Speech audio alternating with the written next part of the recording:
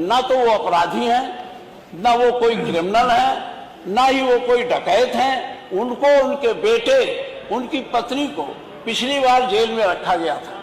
मनवर में मिलने गया था।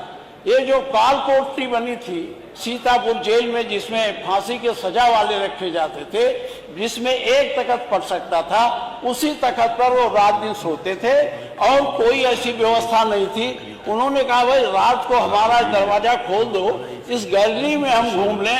वो दरवाजा भी नहीं खोला गया।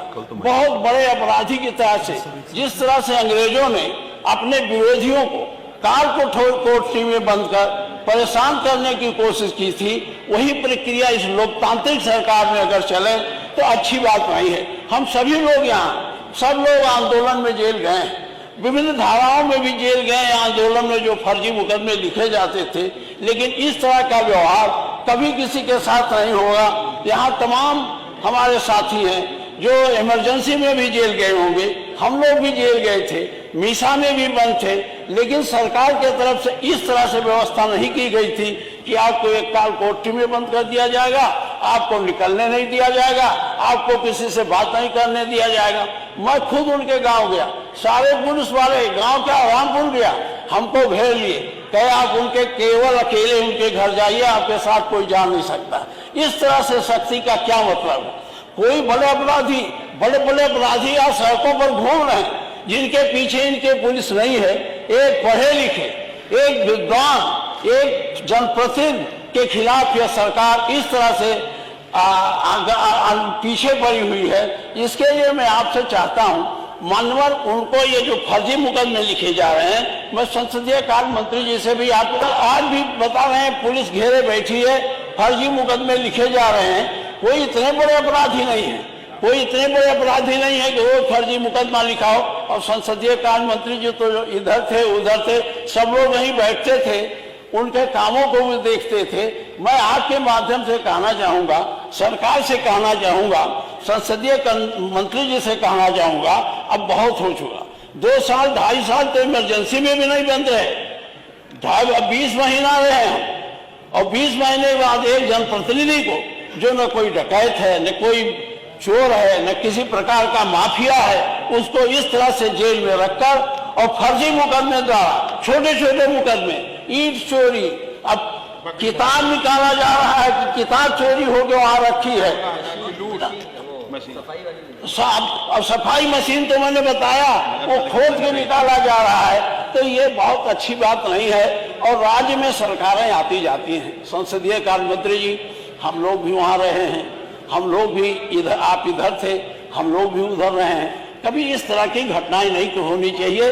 और आप उनके बारे में खुद जानते हैं वो क्या है। ये सही है कि उनको जानबूझकर परेशान किया जा रहा है, कोई इतना बड़ा आपराधिक घटना नहीं है जिसके नाते उनको इतने दिनों तक जेल में रखा जाए। मैं अध्यक्ष जी आपके माध्यम से ये चाहता हूं कि सरकार को आप ये निर्देश दें, इस तरह से अनावश्यक या कोई बात है तो एक उससे जांच करा लें। ये सिपाही दरोगा जाके रोज मुकदमा लिख देता है, सही है कि गलत है कोई पता नहीं। कम से कम आपसे मेरा आग्रह है, इसमें आप हस्तक्षेप करें। आपका एक जनप्रतिनिधि है और जो बहुत गंभीर जनप्रतिनिधि रहे हैं, MP रहे हैं, राज्यसभा सदस्य रहे हैं, यहाँ 9 बार के MLA रहे हैं, संसदीय कार्य मंत्री रहे हैं, नगर विकास मंत्री भी रहे हैं। ऐसे लोगों को इस तरह से न परेशान किया जाए। ये मैं आपसे यही चाहता हूँ, संसदीय कार्य मंत्री जी से आपके माध्यम से निवेदन करना चाहता हूँ कि आप इसमें थोड़ा गंभीरता से सोचें। बहुत हो गया, बहुत हो गया। दुर्बल को इतना ना सताइए, मैं आगे दोहा नहीं कहना चाहता, इतना मत सताइए, इतना मत परेशान करिए, बहुत हो गया। आपसे निवेदन है, ये फर्जी मुकदमे जो लिखे जा रहे हैं इनको आप बंद कराइए। आपने जितना करना था उतना कर दिए, जितना दंड देना था उतना दंड हो चुका।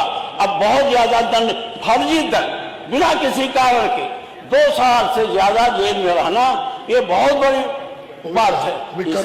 श्री आजम खां जो लखनऊ अलीगढ़ यूनिवर्सिटी के छात्र संघ के महामंत्री भी रहे हैं, पार्लियामेंट के मेंबर भी रहे हैं, राज्यसभा के सदस्य भी रहे हैं और बहुत दिनों तक इस सदन में सरकार के संसदीय कार्य मंत्री भी रहे हैं। उनके विरुद्ध इस सरकार ने लगातार किस भावना से तमाम प्रकार के फर्जी मुकदमे लगाए और उनको जेल में डाला।